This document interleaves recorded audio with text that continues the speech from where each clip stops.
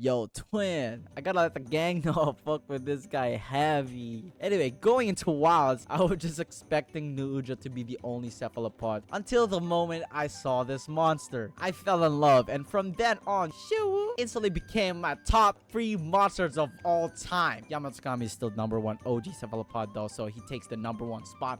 But anyway, I just want to make this video about this monster since he needs to be appreciated more because everything about Shu is amazing.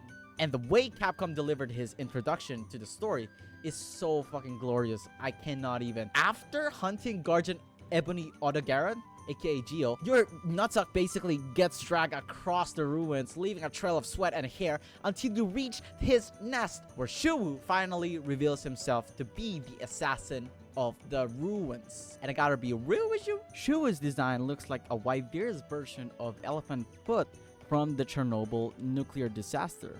It's like Wyveria had a terrible nuclear wyvern milk reaction and made this fucking beauty. Some people also say that it looks like a boss something out of FromSoft games, which I can agree with. Either way though, he still looks pretty cool because he's the first assassin that I've ever seen in my life that had the biggest smile in the world, like he's fucking All Might. But don't be fooled though, his real mouth is this, which is so fucking disturbing and insane and creepy at the same time. It's everything. And if anyone can let me know down in the comment section where I can find the flashlight version of this, that would be very much appreciated. His head also shaped like a turban, which if you look at his armor, it is basically a turban on his headpiece. And speaking of the armor, can we talk about the gear of Shu? His armor looks so fucking sick, and his weapons are one of the most beautiful weapons out there, period. And I think I saw a post that said the name of its weapon is named after different assassination events,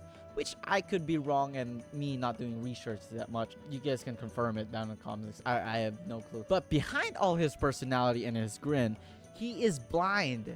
I cannot see. I'm legally lawfully and utterly sightless. He is fucking blind. That this guy have the biggest smile but doesn't have any eyes.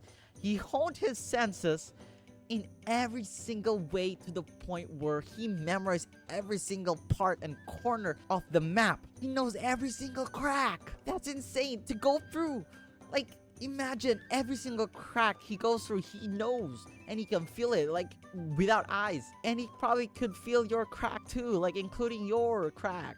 Get what I'm saying? Anyway, his movesets contain a lot of delayed attacks and very predictable once you learn it. He got one where he jumps in the air and throws daggers. There's one where he literally puts up his 4 tentacles and does like a kung fu technique type shit. And the most insane of all, when he reveals his true fucking mouth, and he technically can devour you whole if you wanted to. Like, have you seen his turf war with Geo? The Odogaron.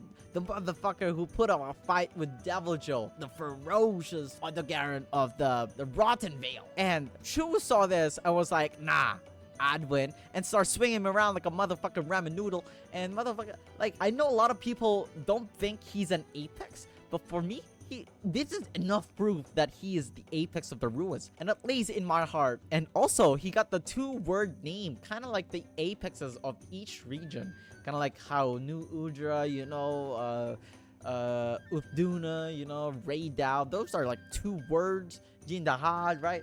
It just makes sense that he's like the apex, but you know, I'm gonna die on that fucking hill, you know. Although I glazed the fuck out of him, I still think there is a lot of missed potential with him, like how he could technically become the invasive species of wilds, kind of like Basil, Devil Joe, and Rajang, you know what I mean? Like, including an assassin kung fu octopus in that list would be fucking awesome. Like, are you hearing this?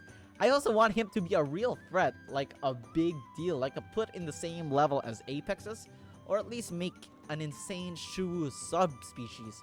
That is totally a 180 crazy version. But either way, Shu is almost perfect. That's why he gets a spot at top 3 for me. And I think the biggest factor on why he became my favorite is the surprise factor of the monster. And it's very rare to encounter a monster like that. Like, it's hard to capture that feeling ever again when you are a veteran of the fucking series and you have been playing Monster Hunter since Monster Hunter Freedom Unite. Everything about the ruins really surprises me because they don't reveal any shit about that except for Rathalos being fucking leaned up, tweaked up type shit, all fent up.